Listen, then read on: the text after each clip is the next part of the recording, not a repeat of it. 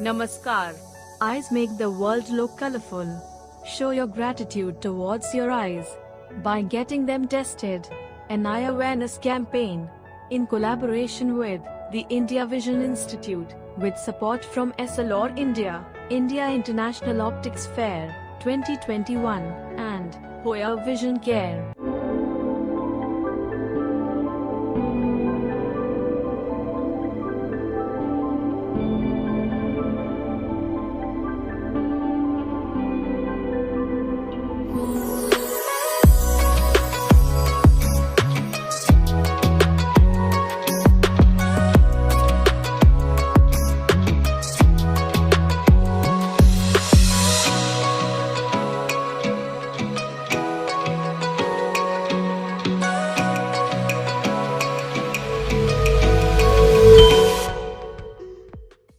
We have with us today Professor Monica Chaudhary, with a rich experience in the field of education, last being the head of optometry department at the Sushant University. Dr. Anita Arvind, consultant and practitioner at Eye Care Center, having a demonstrated history of working in the higher education industry. Dr. Frank Apogesi, co-founder of iTools UK, an online learning and development platform. Dr. Deepak Bagga, consultant optometrist, Institute for Vision Rehabilitation, LV Prasad Eye Institute. We will now start with Dr. Deepak Bagga about his perspective of the problem of low vision. So, good evening, everyone. First of all, I would like to thank Madhur for organizing this, and it's very important topic, considering that when you're talking about low vision, it's very close to my heart because it's my passion and my practice, low vision rehabilitation and research. And when you talk about the implication of low vision, so it's important for us to understand that low vision at early childhood may have its implication on the person's learning, their applying knowledge, in learning to communicate with others, multiple other facets of life, say learning mobility, independent mobility in outdoors, playing their social involvement, their role at their family. So multiple areas get affected. And it's known fact that yes, there are risks of these patients who have vision impairment or any disability for them to get enrolled into school or becoming school dropout. So the risk of becoming school dropout, again, it increases with the disability. But surprisingly, we did a study in a cohort of patients with albinism at LV Prasad Eye Institute, and we found a strange result wherein we found 98% of the children with visual impairment, these were all adults, so people who were following up with us, so 98% of them completed their high school. That was the minimum education which they completed. Only a couple of participants who had lower levels of education, and most of them were gainfully employed as well in this study. So that was surprising to see that despite having moderate or severe visual impairment, how come 98% of the people had completed high school? And then when we compared it and when we were looking for the data from Caucasian population also, there were similar reports reporting a person with Stargardt's disease or person with LCA having achieved graduation or so. So just blaming the vision and considering that that is the sole cause for their poor participation or involvement in academics is not correct. So to understand holistically, there are multiple other factors which needs to be accounted for, which includes the environment factors such as say support from the family, their understanding, their expectation, and support that they get from the teachers, from their peers. And similarly, the child's own interest, their own motivation and other things which may be playing a role. And that could explain probably some of the differences that we find among the group of people having visual impairment achieving or versus who fail to achieve in education or in employment in other areas. Having said that, we also acknowledge the limitation that we may have had in our study, because this was a group of patients with stable condition. So albinism, we all know that it's a stable condition, not a progressively worsening condition like RP or other retinal degenerations. And second, these were all hospital-based data, wherein it may not be truly representing the population, general population with disability, who may not be having access to rehabilitation services and so on. On the other note, we have to also acknowledge the other areas of problem related to low vision, which may not be directly from the perspective of the patients or their care, but also from the point of view, the rehabilitation service, the availability of rehabilitation services, access to the persons with visual impairment that may be influencing the outcomes. So we all know when we talk about these low vision rehabilitation services, setting up these services across different eye health facilities, it's recommended by WHO that it should be integrated, it should be inclusive. But if you look at the many of the health insurance, it may not cover. Okay, and considering when the leaders who are trained in MBA schools and where in the business school, they are taught about to look at the TAM, which is total addressable market. So they look for the market, like they look at the population size. Therein, the amount that you get, the prevalence that you get of uncorrected refractive error, the cataract. So the focus goes towards the avoidable blindness, and this unavoidable cause gets a beating, and then the resource allocation and all those things. And if you think about the including it in the curriculum, training of the professionals, making them aware of it. So there are multiple issues which may be accounted for with the systems and in the provision of low vision rehabilitation services, which may have its own implication in the overall outcome. So these are the broad problem areas that I see in the area of low vision. Right. So I'll request Professor Monica Chaudhary to discuss the economic impact due to low vision eye problems along with Dr. Anita Arvind. Okay, so I would add into Deepak's thoughts.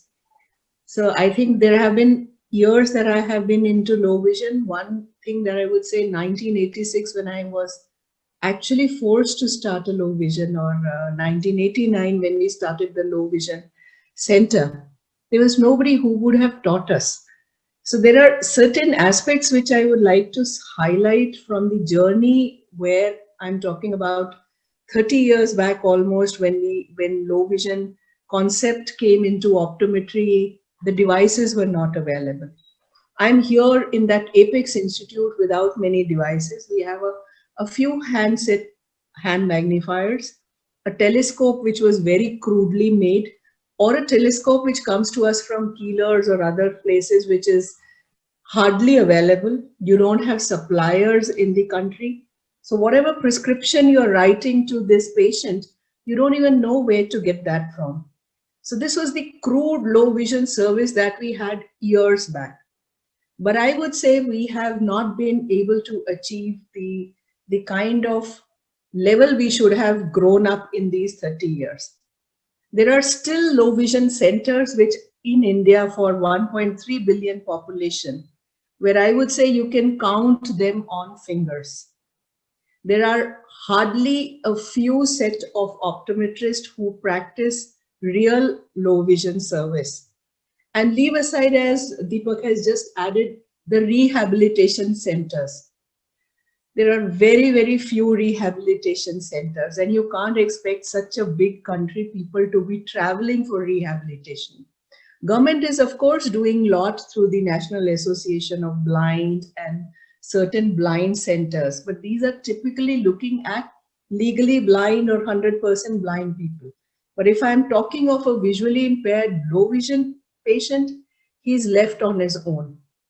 So, and perspective of a practitioner, even we did a small study with my postgraduate students, and we realized when we send out this survey, knowing the perspective and attitude of an eye care practitioner towards low vision, only 7 ophthalmologists agreed to reply to this survey. And we could barely get 200 optometrists replying for it, out of which half of them did not fill up the form because they were totally not into it. And the results were amazing. I mean, people who assume to be part of the low vision service, I felt even their knowledge is too less to actually be calling them a low vision specialist. So now talking about economic blindness, which Madhur wanted to know. There are numbers and figures and research papers which say so many billion are lost because of a visually impaired. I would just add real one or two examples only, because in fact, every patient is a case story, which I could say for years that I have practiced. I come across this village old man who's ARMD.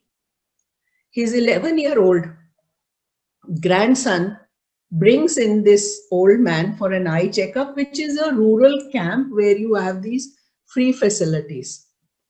And on probing, you find out, because this old grandfather is blind or visually impaired, this 11-year-old boy is made to stay at home to take care of this grandfather.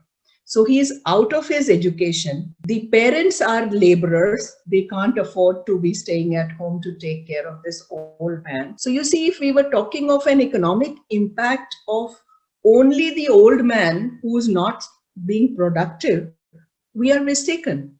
There's a whole family which has been impacted, and the whole life of this child is impacted because of this low vision patient.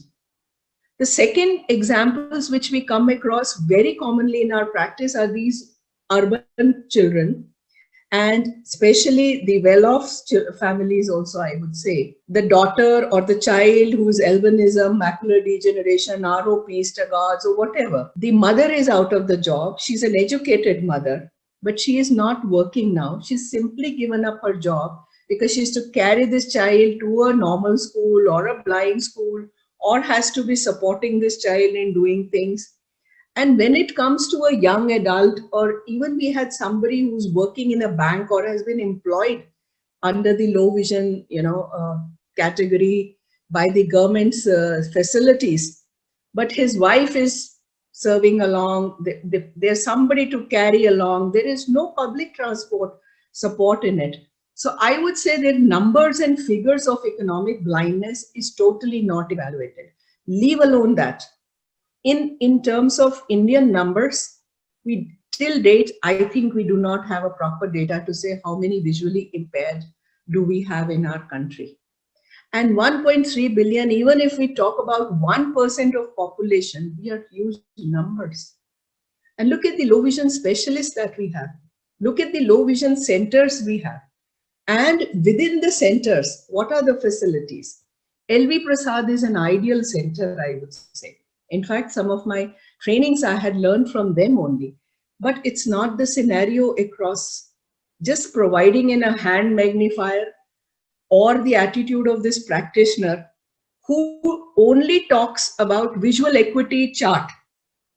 He doesn't know that this low vision patient needs to be out of that clinic room to understand his functionality and this. So they would just have those typical 660, 624 or an N6 or an N-chart chart to talk to a low vision patient. Lot more has to be done. So I think economic blindness or the economic loss really needs to be introspected, and it is far beyond what any figure can be projected. Anita, you'd like to add? Yes, ma'am.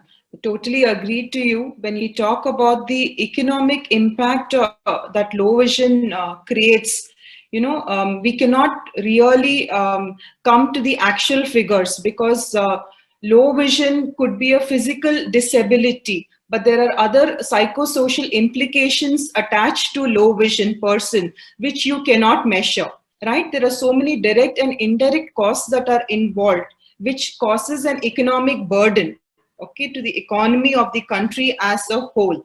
So when you talk about figures, like in 2015, this statistic shows there are 253 million people who are visually impaired. And these numbers are growing every year. So you can imagine what it would be in 2020 or 2021. So these numbers keep growing by the day. And most of the causes, if you see, are avoidable blindness, uncorrected refractive errors, especially in developing countries where vision screening has not reached every nook and corner of the country. So we cannot come up with the actual figures. Most of them would simply be happy with a pair of, corrective spectacles. So we are not able to reach to that kind of population. When you talk about figures, again, in developed countries like in the US, they say the economic burden because of low vision population is around 30 billion. And UK is dealing with a huge aging population suffering with age-related macular degeneration. So a lot of health resources are being drained because of this burden of low vision population and the aging population. So when developed countries are suffering huge losses, economic losses because of low vision, so you can imagine what impact it would create in developing countries, especially in a country like India with a huge population of 1.3 billion. So it is going to be draining us directly and indirectly. Direct causes, of course, the medical expenses. Indirect causes is, costs would be like, the loss of productivity. Like ma'am mentioned that the small incident where the grandfather is dependent on his grandson. So, the entire family is being impacted, and eventually the society is impacted, and eventually the country as such is going to be impacted by this, a low vision problem. So it's a huge, huge burden, and the high time that we take up vision screening aggressively and catch hold of these cases as young as possible and try to rehabilitate them and make them, socially productive. So that could create a longer or a greater impact in the long run. So that's my point. Right. Request Dr. Frank Eperjesi to give an international perspective and help us identify the main reasons for educational and professional underachievement. Thank you to the panelists. There are some fantastic points that have been raised, and I feel do justice to this topic. We would probably need a 3-day conference to or maybe even longer than that, to deal with the topics. And some of the points made had never occurred to me, like the loss in productivity because a family member is looking after another family member that doesn't see well. So while I was listening to the panelists, 2 things came into my mind. 2 questions really. Why is it that optometrists aren't really interested in providing a low vision service? And it's the same in the UK. In the UK, there is a reasonable low vision service provided through the National Health Services by the government, but it's not enough. And there are I think there are 14,000 optometrists in the UK for a population of 70 million. And there are probably about 100 of those 14,000 that provide a low vision service in their practices. Why is this area unattractive? I mean, it was attractive to me when I was training and when I was working as an optometrist because it's clinically challenging. And maybe that's why it's unattractive to people, because it's clinically challenging. And maybe it's unattractive to optometrists because they feel that the financial rewards aren't there. And I know people need to make a living, they need to pay the bills, they need to pay the staff, they need to pay themselves, they need to put food on the table and pay for the where they live. And I understand that. And Dr. Bagga made an excellent point that the devices that people benefit from, people with low vision that benefit from, are very expensive. And that's because the market is small. So when you have a big market, economies of scale mean that you can make many things for a lower price. But because the market in low vision, I mean, the number of people that need telescopes or the number of people that need magnifiers, I mean, I'm sure across the world it's a huge market. But in each country, I think it's a fairly small market, which means things are expensive. And maybe that's another reason why people don't provide a service, because the patients wouldn't be able to afford the equipment. And the rehabilitation point that's been made, again, is crucial. It's not enough just to give a person a telescope or a magnifier, but there's hours and hours of training involved in how to use it and what to do if the batteries run out or if the bulb needs replacing, or how to make the very most of it. I'm curious as to why more optometrists don't go into it, but it might well be a financial thing. And then I'm curious across the whole world why governments don't take this more seriously.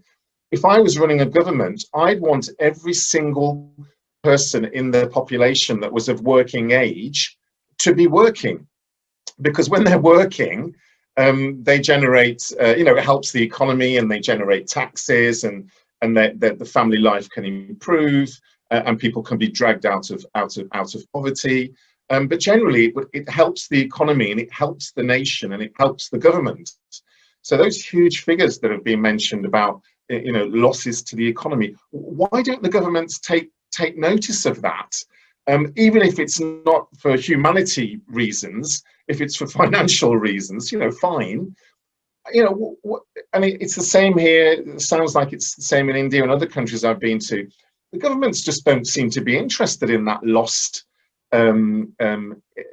money to the economy. And not only is there a loss, it's like a double effect. So there's money isn't coming into the economy, but through no fault of their own, people with low vision are taking money out of the economy. So it's like we call it a double whammy effect. So my experience of working in places in Africa and talking with optometrists in Africa, I mean, probably other than South Africa, there's a struggle in all of those countries. I'm in contact with people in Zambia that they don't have a decent low vision service. One of the reasons I put together a string of webinars on iTools on low vision was because of this contact I had in Zambia, who said, Frank, please, can you help me set up a low vision service so I can provide some help for people in my locality. A few countries who I think have done a good job, perhaps Australia, maybe Canada, New Zealand, but really in South America isn't particularly well serviced. I think this is,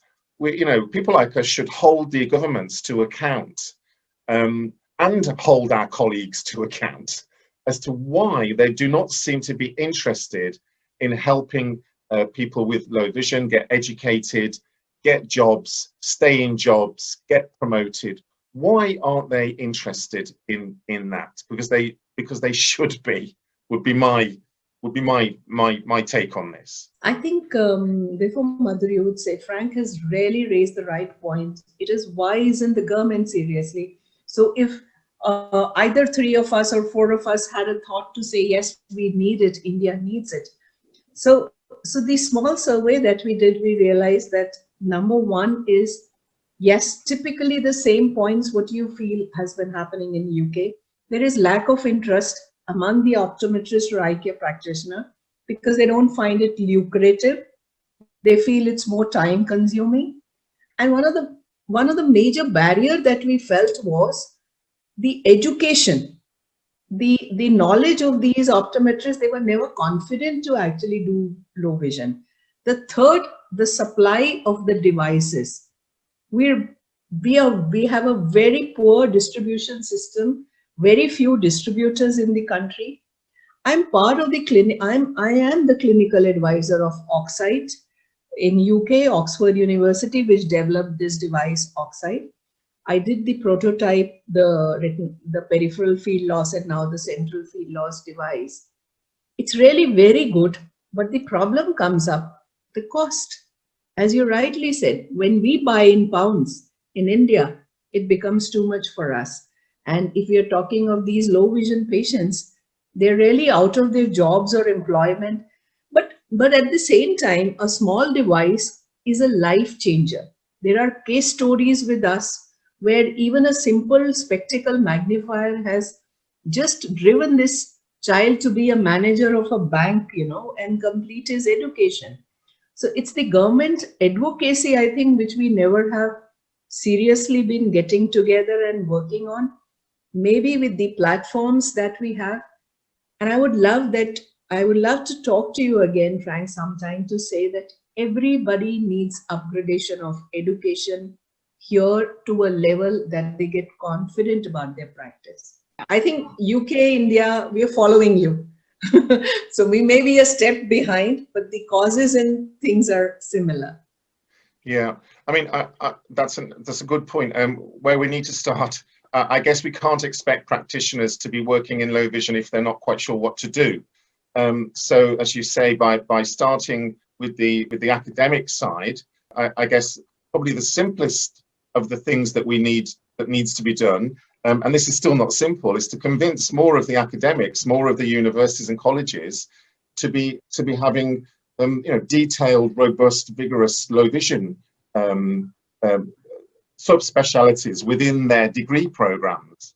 In the UK, luckily, most of the universities do have reasonable low vision programs, and students get exposure to patients. But still, then when they graduate, then they go and work for a franchise somewhere, or you know, their own practice, but they don't have a low vision element to that. But you're right. In order for the practitioners to feel comfortable when they're in practice, they need exposure to low vision when they're doing their degrees and their diplomas. That's an excellent point. I was just thinking maybe some sort of financial system, a loan system, where people could take out a loan, a low interest loan with the government, perhaps, to then pay for a device, or maybe the practitioner gets a payment from the government when they work with a patient that has low vision, or some sort of subsidy system. I mean, here in the UK, for the last, I don't know, 10 years, students, when they want to go and do a university degree, they take a loan from the government, and then they pay that back. So I'm just wondering whether some sort of loan system might help people afford these, as you say, these expensive devices. And I'm just wondering, I mean, India is a very entrepreneurial country. I'm just wondering whether there could be some incentive for young Indian entrepreneurs to be setting up companies that will manufacture low vision devices and distribute low vision devices. I don't know. I'm just putting that out. I know it's not quite as appealing as, you know, computers and software and apps and things, but it sounds like there would be a reasonable market for some young entrepreneurs to come forward and work in that side of things, and maybe there needs to be some incentive for that. I think I would say, in fact, others would agree. You've given us excellent food for thought in that. These advocacies and then insurances to be promoted to work on it, and even the loan systems, which can be really wonderful ideas, I would think. In fact, if Deepak or Anita would like to think of something else that could be added. Absolutely. I mean, these, unfortunately in India, unlike the UK, we do not have an NHS system in place. So, I mean, these devices are not looked upon as medical devices, and they're not covered under insurance. The major reason why people cannot afford it is the cost, a huge factor. I mean, if you talk about, you know, devices like Oxide, and how many people can afford? So majority of the Indian population resides in rural areas, in the villages. How do we reach out to those people and convince, even if you convince them, they're not convinced with the cost. I mean, cost is a big barrier in the Indian scenario. So in order to cut that barrier, the government definitely has to pitch in. And for that, we need to raise a big voice for, you know, low vision. That impact, you know, like uncorrected refractive error has garnered huge attention, and many resources are pulled in towards that. But unfortunately, low vision has taken a back seat. And of course, even amongst us, optometrists do not find low vision services too lucrative. So we do not take them up, you know, citing, you know, the time spent in handling a low vision case. I would rather, you know, fit 10 contact lenses and make much more money in that. So that's the thought process that's going into it. And also co-management between ophthalmologists and optometrists is not great. You know, if you see the co-management aspect, I mean, we have to work as a team, though we are working towards it. But even in the low vision sector, see, when you see a case of ARMD, the ophthalmologist should recognize, okay, who are the optoms who are residing close by, who can help this patient with a low vision device. So, you know, you have to recognize, and optometrists should, you know, actively come forward, taking up, offering low vision services and make themselves, you know, visible to the community, to the society. And even the society has to be sensitized towards what low vision is. What is it all about? I know when you talk about vision, if I say good vision or normal vision is 100% and blindness is 0%. So who are the guys who fall under the low vision category? I would say they are the 30 to 40% vision people. So people are not aware who constitute the low vision population.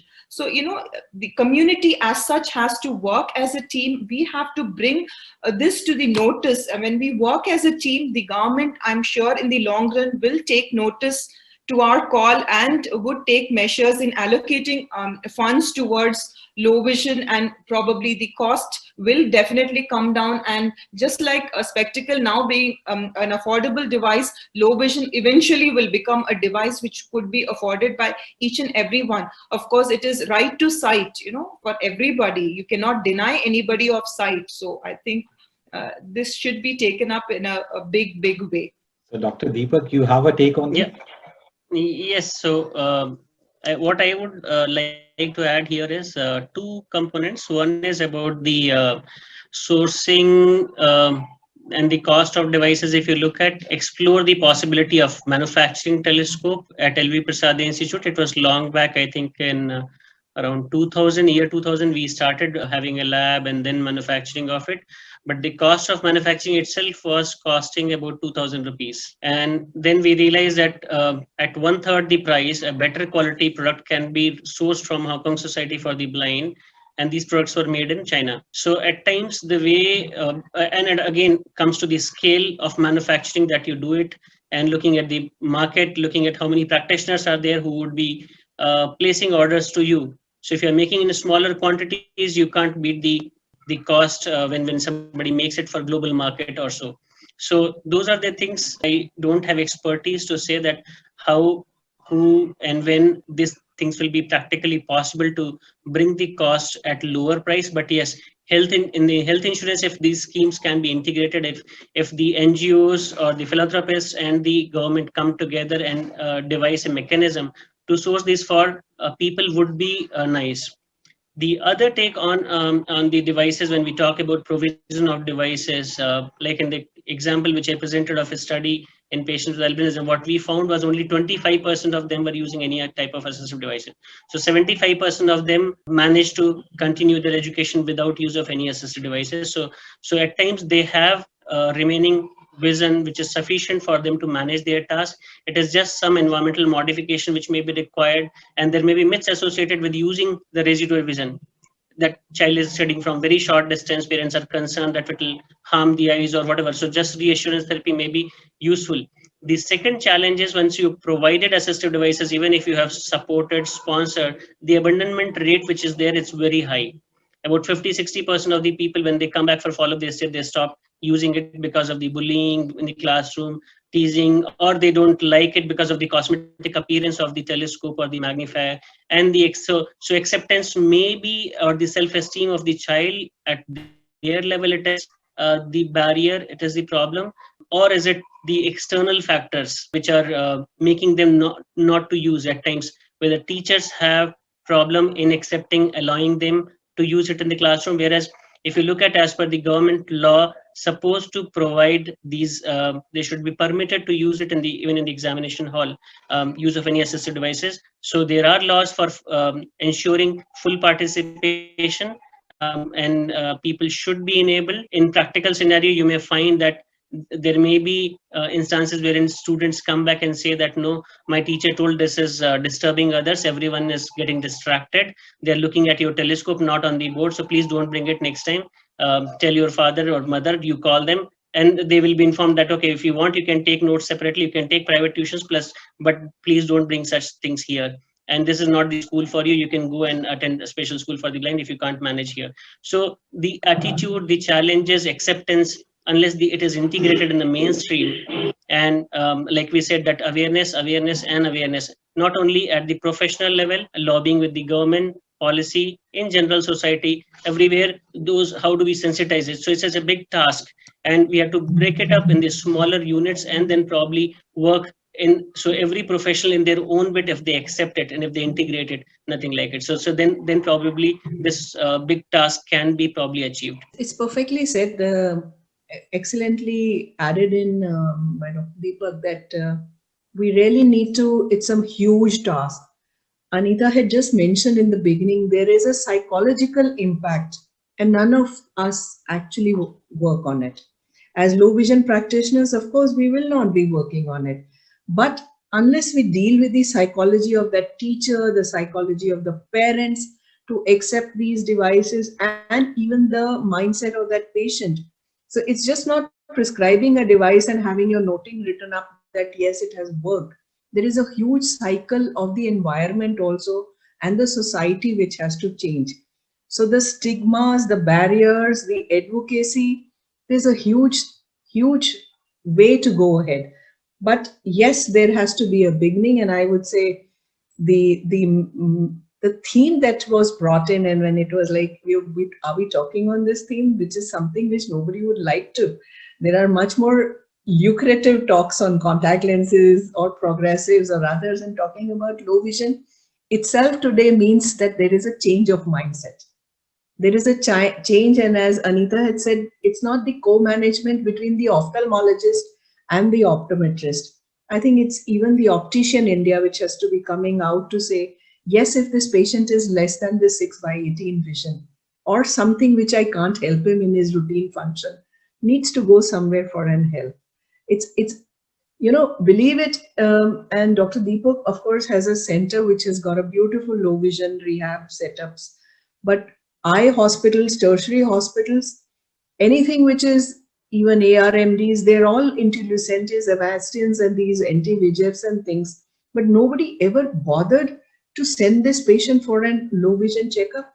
There are huge, huge, big eye hospitals which do not have any facility on low vision, and they only write nothing to do, and they bottom line that patient after a certain level. So this patient is psychologically just rejected, and they never go back to the eye hospitals because he's been hearing this forever. And retinitis pigmentosa, when we were dishing out the patients for the trials, 30 years, they've never been to an eye hospital because they've always been told nothing can be done. And nobody even bothered to look at these patients. So that's the kind of status. So I think instead of going even to the eye care practitioner, we have to come back to the consumer also. There is a lot more awareness which has to be built up at that level. That's even one more way we can enhance this service to the society. Very correctly said, ma'am.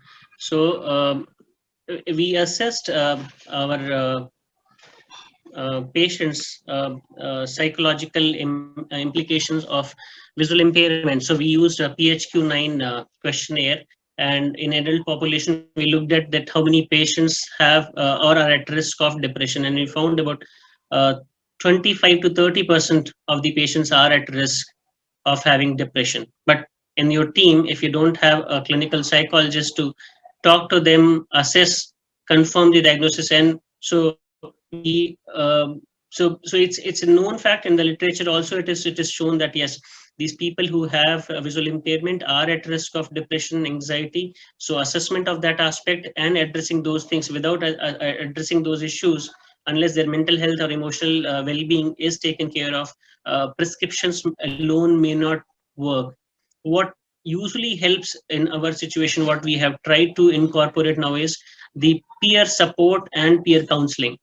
So those cases which were successful, had successful outcome, some of them are working as a rehabilitation counselor or IT training professionals in our team, and we at times allow them to interact with those people, connect to them, so that we, rather than a counseling by a professional person talking to a person who has been and had visual impairment and had a journey of successful life and being integrated into mainstream. So what challenges they had, how did they overcome, that at times makes a lot of difference.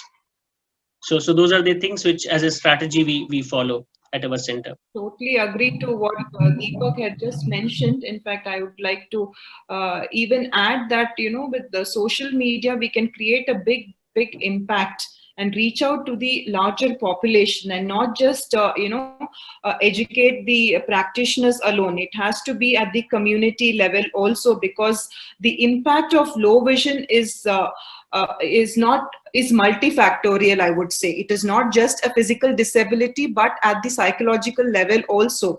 So there's no point offering a device to a person who is depressed. He or she is not going to be using that device at all.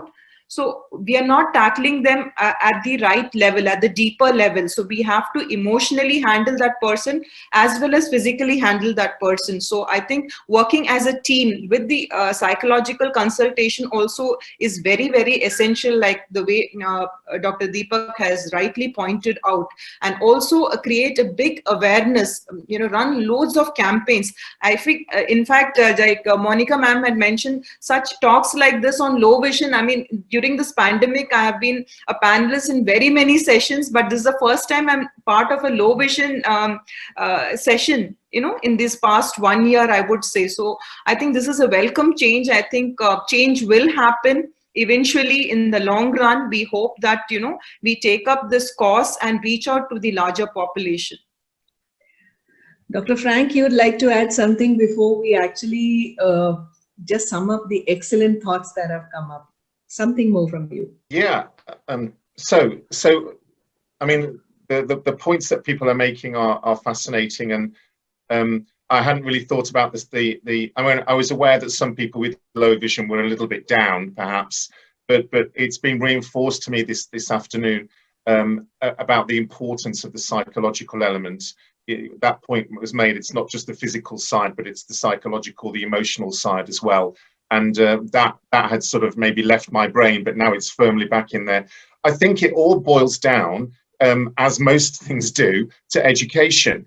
So we need to educate the practitioners about how they can help people with low vision. We need to educate the community, the people, about potential devices helping them. And we need to educate the government.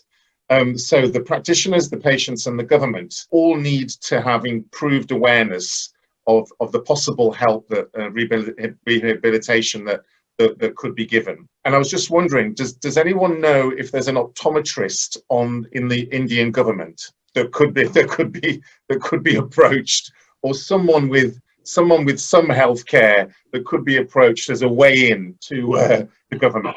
I don't know. Fighting to regulate our profession, Frank. So we have a long way to go. In fact, we have a National Society for Prevention of Blindness. And I think because cataract blindness, uncorrected refractive blindness, and as glaucomas, these have been the mainstream thoughts. India is still struggling with that cataract blindness. But I think we need to bring up these points. And there have been some highlights which have been brought in ophthalmology conferences and further. But the point is that, yes, we are here together and we are actually talking about a solution. And education is the bottom line that we have learned today. And education is when all of us are together. And Frank, whenever we talk about education, I think you are the key resource. Thanks to COVID, India has learned online education. So whether you are anywhere in this world, we can take opportunity, we can customize to our Indian environment. And with the help of Optician India platform, I think whatever deliberations we've been talking about, we've understood there is a solution to it. There has to be a beginning to it. And if this evening can be the beginning, I would congratulate Madhur and Optician India to have brought this forward. So over to you, Madhur. I would like to thank you all the panelists for sharing their beautiful thoughts about low vision as well as educational and professional underachievement. Thank you so much for being a part of this session. Thank you. Thank you. Thank you. Good evening, everybody. Thank you. Thank you. Thank you.